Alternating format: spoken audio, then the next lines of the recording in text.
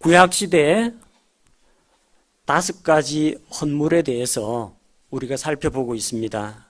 번제 헌물이 있고 음식 헌물, 화평 헌물, 죄 헌물, 범법 헌물 이렇게 5가지가 있습니다. 그 가운데에서 유일하게 짐승을 잡지 않는 헌물이 있습니다.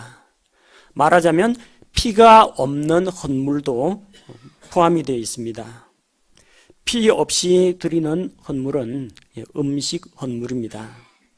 우리는 음식 헌물의 규례를 통해서 하나님 앞에 자기 자신을 드린 우리 주 예수 그리스도를 기억하며 또 우리 성도들이 하나님 앞에 드리는 교제와 헌신에 대해서 다시 한번 생각하고자 합니다.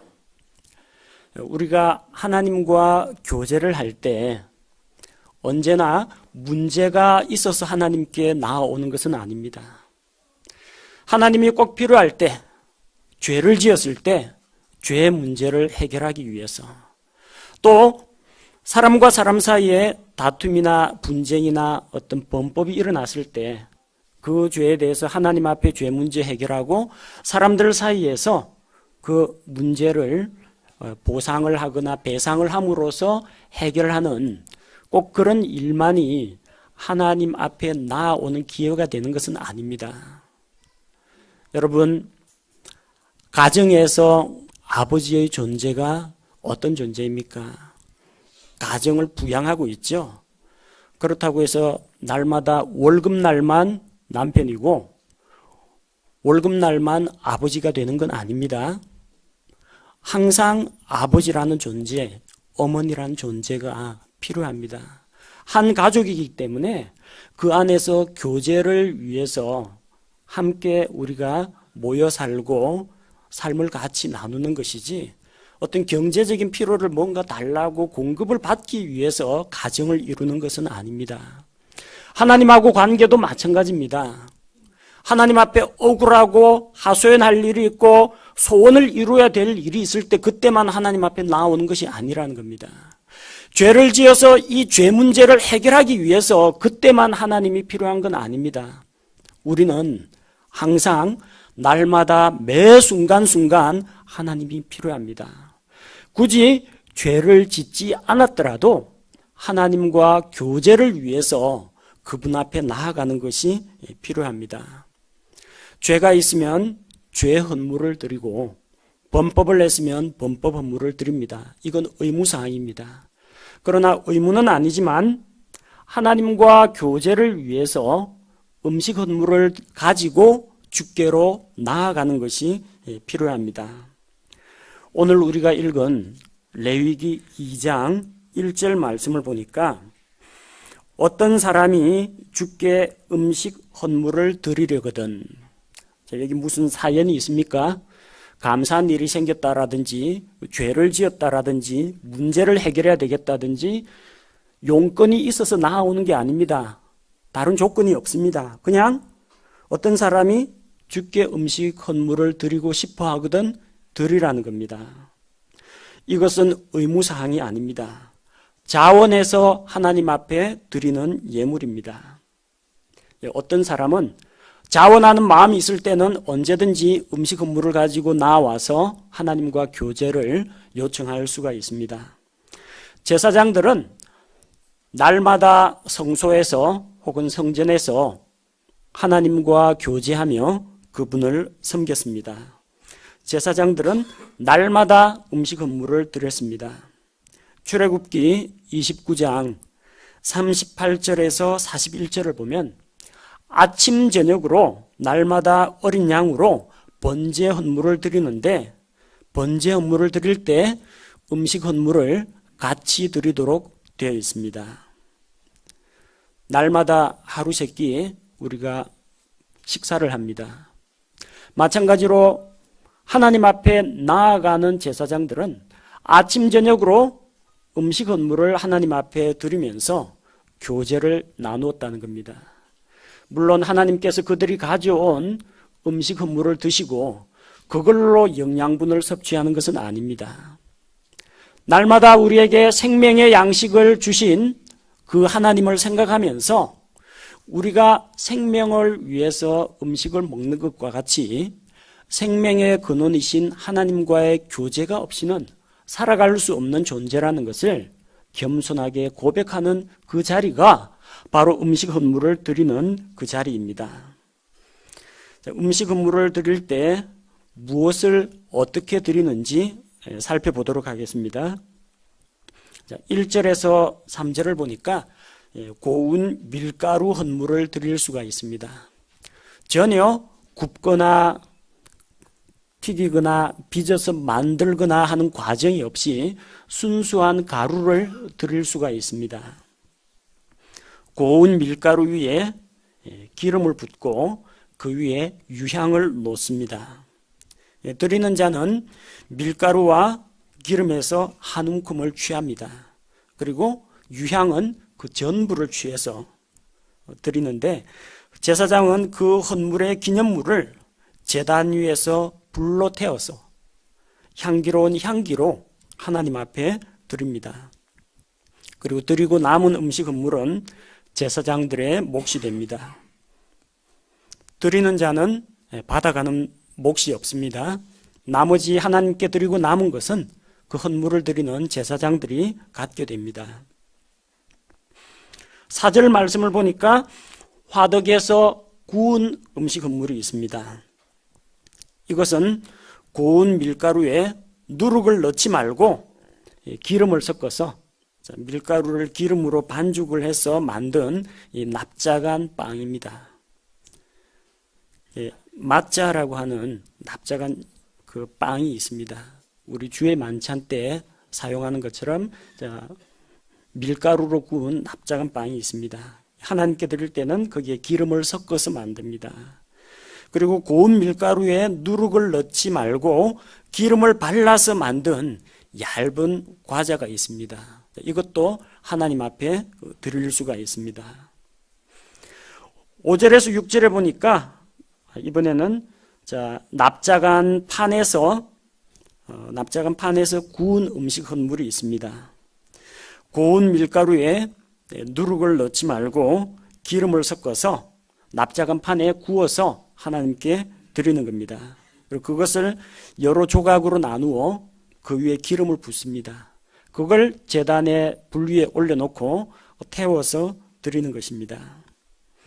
또 어떤 음식 헌물이 있느냐? 7절에서 10절을 보니까 납작한 튀김판에서 프라이팬에서 구운 음식 헌물이 있습니다. 고운 밀가루에 기름을 섞어서 만드는데 제사장은 그 가운데에서 기념물로 일부분을 취해서 제단 위에 태워서 향기로운 헌물로 하나님 앞에 드립니다. 또 본문 14절 말씀에 보니까 첫 열매의 음식 헌물이 있습니다. 첫 열매의 음식 헌물은 곡식의 푸른 첫 이삭을 곡식의 낫을 대는 그 첫날에 처음으로 수확한 그 열매를 불로 잘 말려가지고 꽉 찬 그 이삭에서 찌은 곡식을 하나님 앞에 드리는 겁니다. 그 찌은 곡식 위에다가 기름을 붓고 유향을 더해서 곡식의 일부 그리고 기름의 일부 유향 전체를 불에 태워서 향기로운 예물로 드립니다.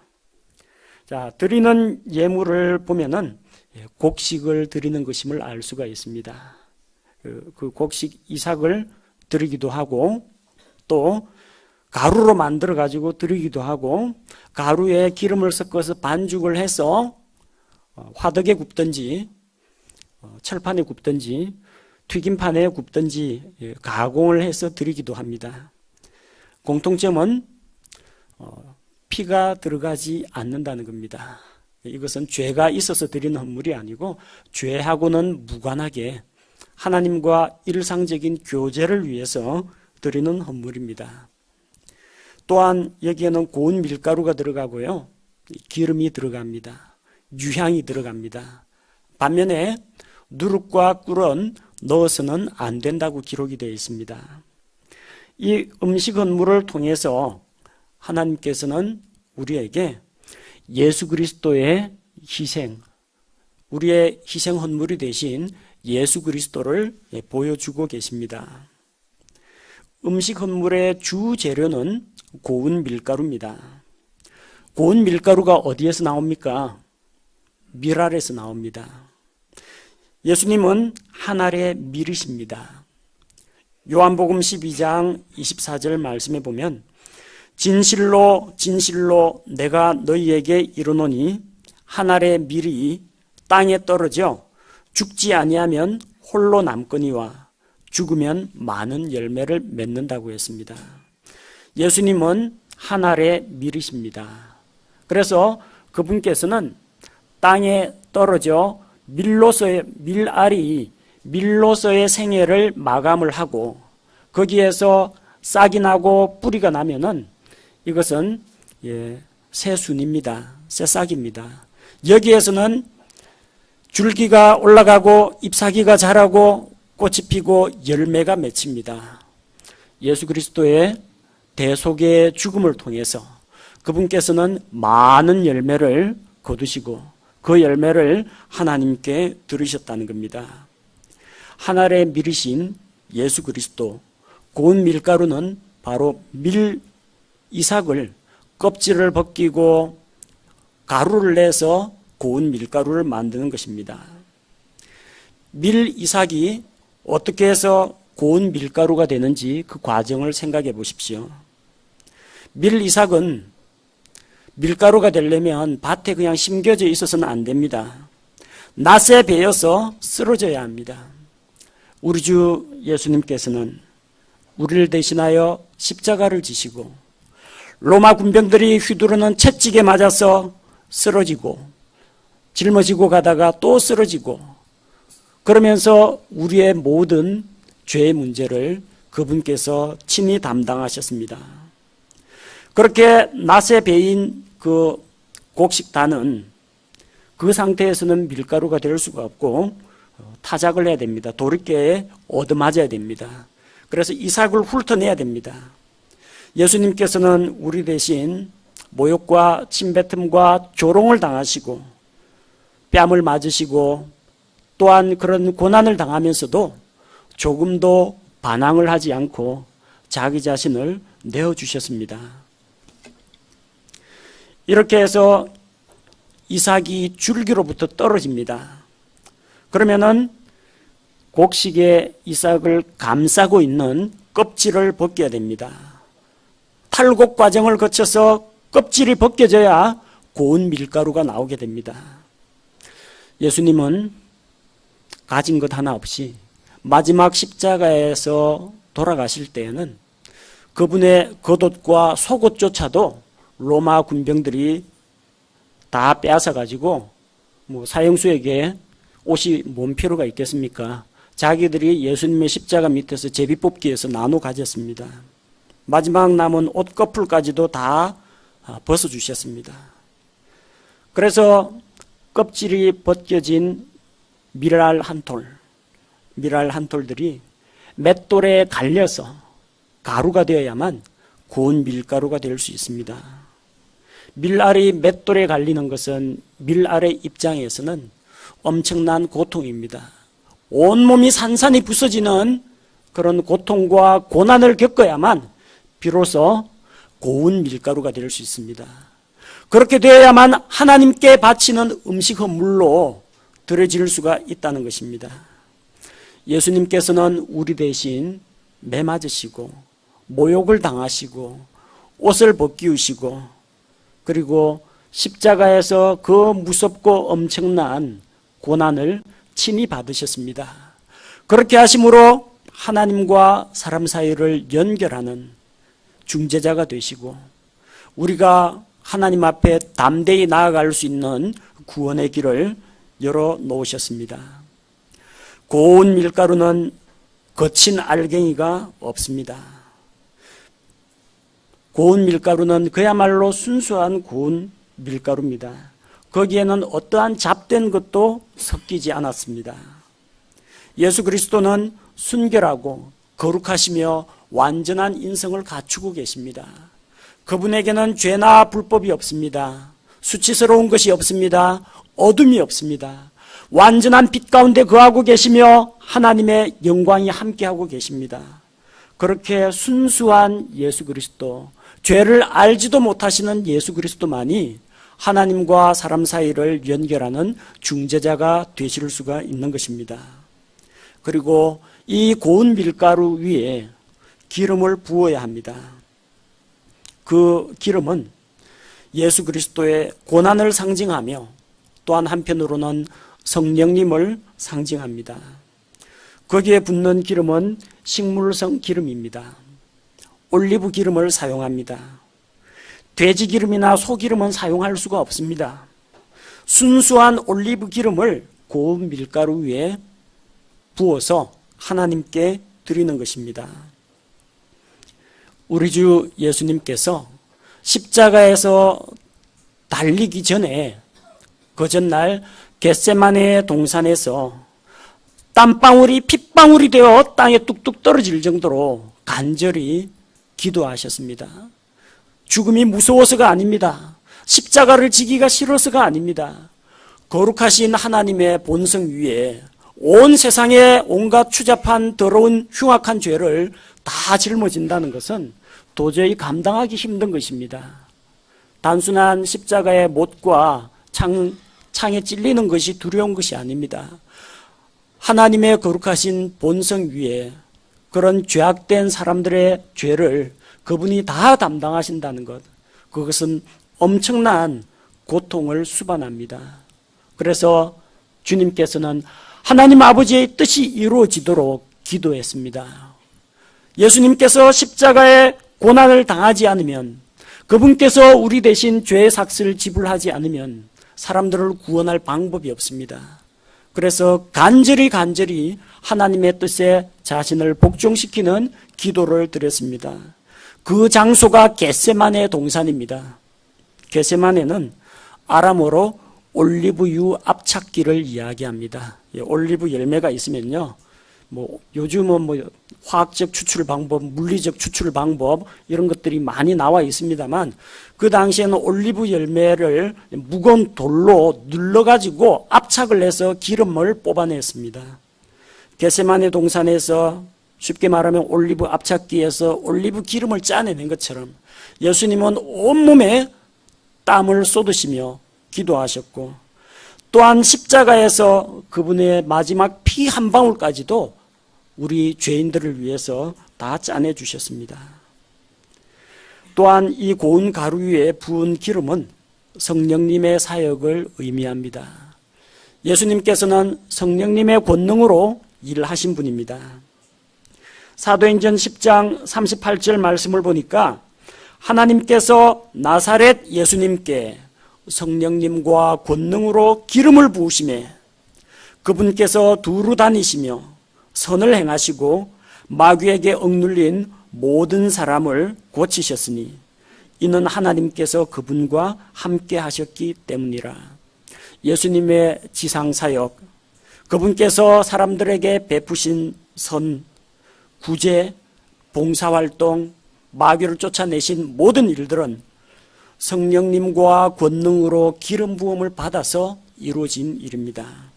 예수님의 사역 위에 성령님께서 기름 부어 주셨습니다. 고운 가루 위에 기름이 부어질 때 하나님 앞에 받으실 만한 예물이 되는 것입니다.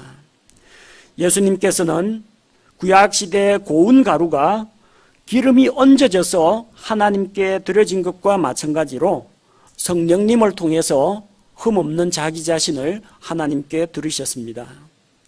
히브리서 9장 14절 말씀을 보면 하물며 영원하신 성령을 통해 자신을 점없이 하나님께 드린 그리스도의 피는 죽은 행위로부터 너희 양심을 얼마나 더 많이 깨끗하게 하여 살아계신 하나님을 섬기게 하겠느냐.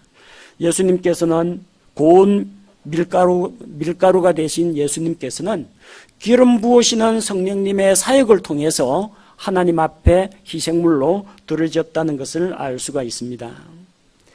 다음으로 고운 밀가루와 기름 위에 유향을 얹어야 됩니다. 유향은 거룩하게 구별되신 예수 그리스도를 의미합니다. 유향은 제사장이 가질 수가 없습니다. 밀가루하고 기름 일부는 하나님께 드리고 남은 것은 제사장 몫으로 가졌지만 유향은 모든 유향 전체를 모두 다 하나님께 드려야 했습니다. 출애굽기 30장 34절에서 38절을 보면 유향을 제조하는 방법이 나옵니다. 그러나 이 유향은 오로지 하나님께 드리는 용도로만 만들 수가 있었습니다. 개인적으로 자기가 집에서 방향제로 냄새 맡겠다고 만들었다가는 율법에 의해서 사형입니다. 이건 사람이 즐기라고 있는 유향이 아닙니다. 하나님께 예물로 드리기 위해 존재하는 것입니다. 또한 레위기 16장 12절에서 13절을 보면 속죄일에 대제사장이 휘장을 열고 성소에서 지성소 안까지 들어갈 때 거룩하신 하나님의 영광을 보면 안 됩니다. 그래서 자기 앞쪽을 향연기로 가려야만 했습니다. 그래서 향로에 향을 넣어서 유향을 넣어서 유향연기를 피워가지고 하나님께서 긍휼의 자리 앞쪽을 가리게 하셨습니다. 그리고 그 앞에서 속죄 헌물의 피를 언약궤 위에 있는 긍휼의 자리에 뿌리면 하나님께서 그것을 받으셨습니다. 이처럼 유향은 성별, 구별을 의미합니다. 거룩하신 하나님께로 구별되었다는 의미로 유향을 드리는 것입니다. 또한 이 음식 헌물 가운데에서 고운 밀가루와 기름과 유향이 들어가지만 넣어서는 안 되는 첨가물들이 있습니다. 첫 번째는 누룩입니다. 누룩을 넣지 말라고 했습니다. 성경에서 누룩은 죄를 상징합니다. 누룩 곰팡이입니다. 고린도전서 5장 6절에 보면 누룩은 반죽 전체를 발효시킵니다. 적은 누룩이 온 덩어리에 퍼지는 것을 알지 못하느냐. 여러분 집에서 빵 만들어 보셨죠? 빵 만들 때 누룩을 넣습니다. 이스트 효모를 넣습니다. 그래서 넣고 반죽에 조금만 넣습니다. 조금만 넣고 천으로 덮어가지고 따뜻한 그 아랫목에다가 이불 덮어가 씌워놓으면요 나중에 반죽이 부풉니다. 적은 누룩이 기하급수적으로 번식을 해서 온 덩어리에 퍼져나갑니다. 그 냄새 맡아보셨죠? 쉰 냄새가 납니다. 부패하게 만듭니다. 냄새가 나게 만들고 본질을 변질시킵니다. 고운 밀가루에 누룩이 들어가면은 고운 밀가루를 오염시키는 겁니다. 물론 빵이 부드러워지는 그런 이유 때문에 발효시켜서 부풀린 빵을 먹는 사람이 이렇게 누룩을 넣어서 빵을 만듭니다. 그러나 이 음식 헌물을 드릴 때에는 누룩을 넣어서는 안 됩니다. 누룩은 죄하고 같습니다. 조그만한 죄가 회중 가운데 누가 불평불만 그리고 또 혹은 원망을 품거나 죄가 있으면 그게 전체 회중을 오염시킵니다. 가나안 땅을 정탐하러 갔던 12명의 정탐꾼 가운데에서 2사람이 부패했습니다. 믿음이 없어 하나님의 말씀을 의심하고 이집트로 돌아가자고 주장을 했습니다. 2사람은 하나님 앞에서 믿음의 고백을 하고 10명의 정탐꾼들이 그 60만 대군이 넘는 이스라엘 회중 전체를 오염시켰습니다. 생각해 보십시오. 회중의 숫자가 장정만 60만 200만입니다. 그러나 10명의 정탐꾼의 그 믿음 없는 불신자의 보고 때문에 온 회중이 죄에 오염됐습니다. 큰일 났다. 우리가 죽게 생겼다. 이집트에 무덤이 없어서 하나님께서 우리를 광야에서 죽이려고 하신다. 죄는, 불신은, 원망은, 불평은 전염됩니다. 누룩과 같습니다. 우리 주의 만찬할 때 우리 교회에서는 떡 안 합니다.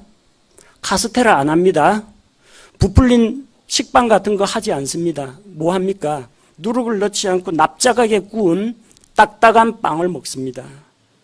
주의 만찬 때나 유월절 때나 누룩이 들어가 있는 것은 일체 구약 성경에서나 신약 성경에서나 일체 사용하지 않았습니다. 우리 주 예수 그리스도는 죄가 없으신 분입니다. 고린도후서 5장 21절에 하나님께서 죄를 알지도 못하신 자로 우리를 대신하여 죄를 삼으셨다고 했습니다. 그분은 죄를 지을 수가 없는 분입니다. 본성 자체가 거룩하신 하나님이기 때문에 그 거룩하신 분께서 우리 대신 고운 밀가루가 되어서 희생하셨습니다. 따라서 하나님 앞에 드리는 음식 헌물에는 누룩을 넣어서는 안 됩니다. 두 번째 11절에 보니까 꿀을 넣지 말라고 했습니다. 여러분 빵 만들 때 뭐 설탕도 넣고 또 꿀도 바르고 맛은 달콤하고 맛이 있습니다. 근데 꿀은 다른 거하고 섞으면 안 됩니다. 참 신기한 게 하나님께서 주신 천년식품 가운데 신기한 게 꿀입니다. 꿀 그 자체는 오래 두더라도 꿀이 썩거나 변질되지는 않습니다. 그래서 뭐라고 했습니까? 하나님의 말씀은 꿀과 꿀송이 같이 달다고 했습니다.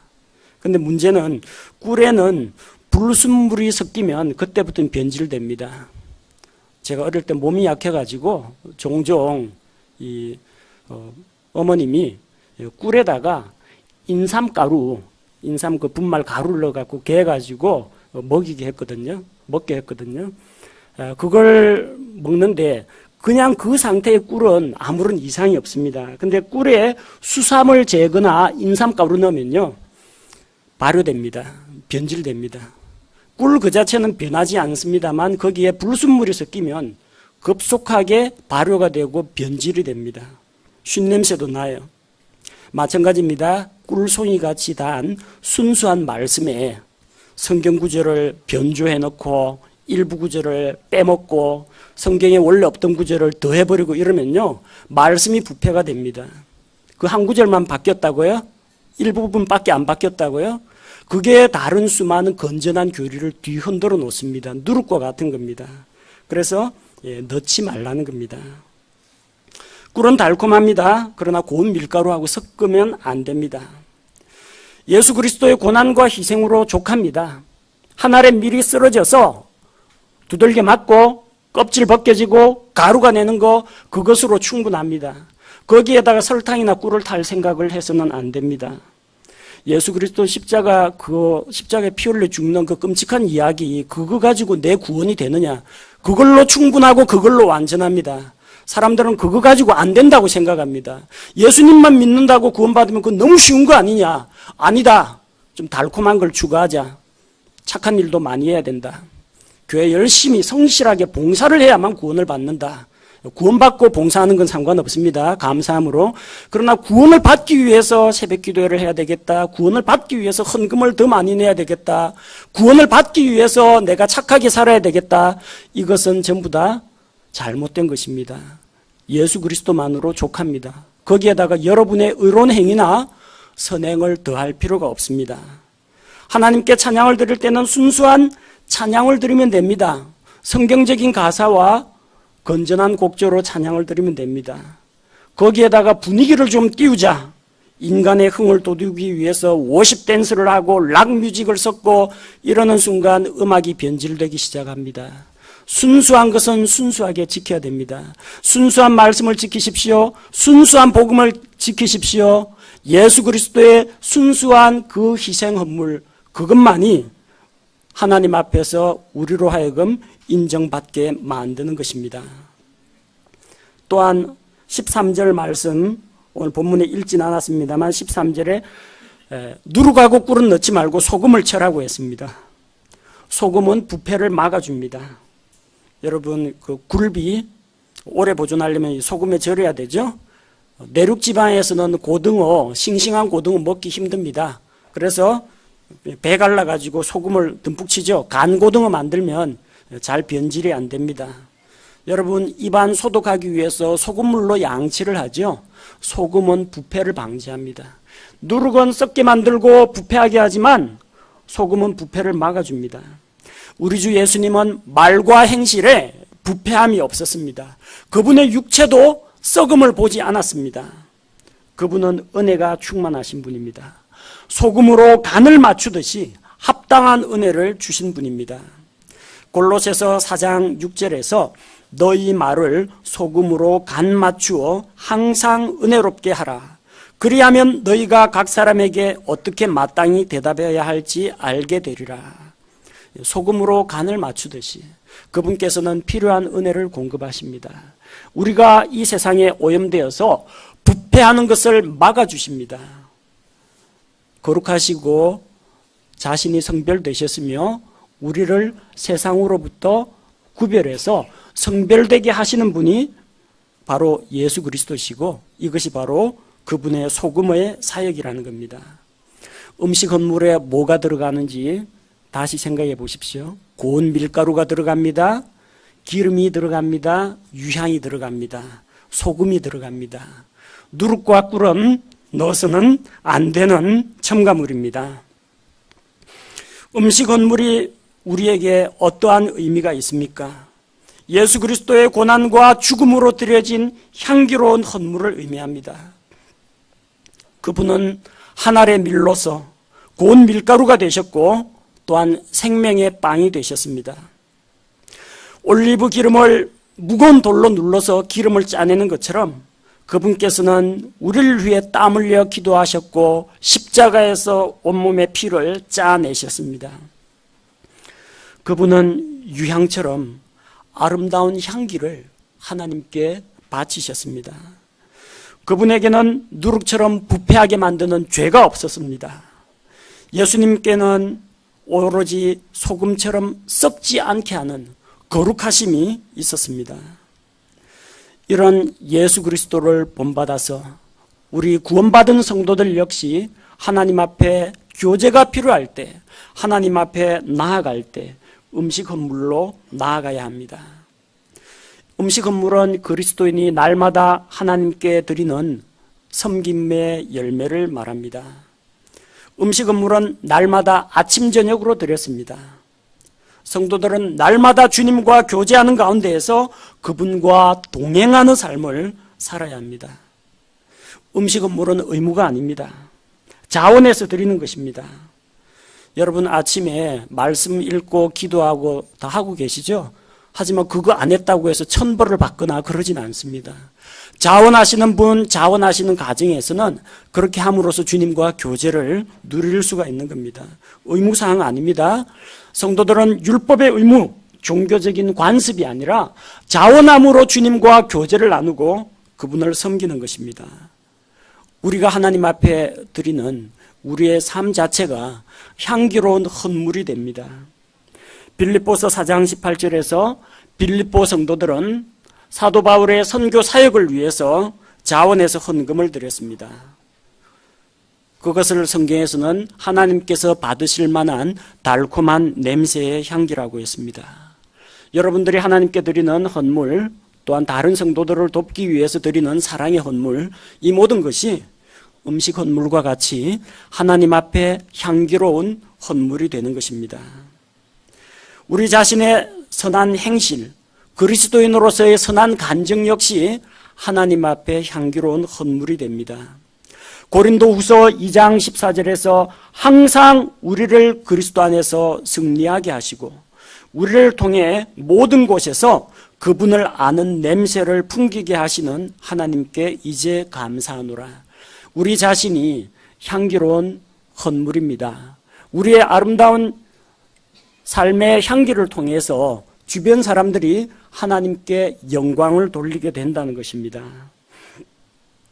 음식 헌물은 생명의 피를 드리지 않습니다. 하지만 열매를 드립니다. 무슨 열매를 드려야 할까요? 요한복음 15장에서는 우리가 열매를 많이 맺으면 하나님께 영광이 된다고 했습니다. 의롭고 선한 일에 열매를 맺어야 합니다. 예수 그리스도로 말미암은 의의 열매들로 우리가 가득해서 하나님의 영광과 찬양이 되어야 합니다.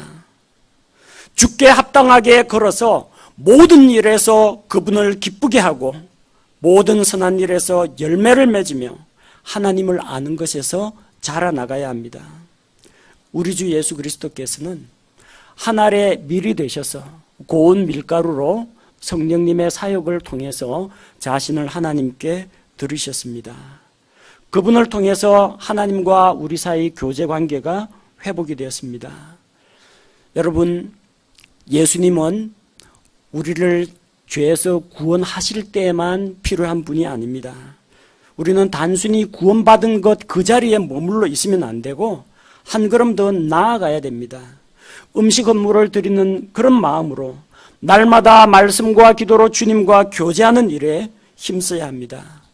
또한 우리의 일상생활 가운데에서 거룩하고 선한 열매, 그리스도인으로서의 선한 간증, 그리스도인의 향기를 통해서 하나님께 영광을 돌려드려야 합니다. 구약시대에는 밀가루에 기름 섞어서 유향을 얹어서 제단 위에 불태움으로 그것을 하나님께 태워서 냄새로 드렸습니다. 신약시대를 살아가는 우리 성도들은 예수 그리스도의 희생을 본받아서 우리 자신을 향기로운 헌물로 날마다 하나님께 드려야 합니다. 누구든지 자원하는 자는 이 헌물을 드릴 수가 있습니다.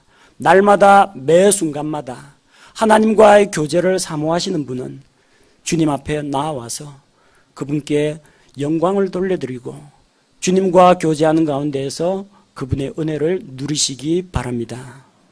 제가 기도하겠습니다.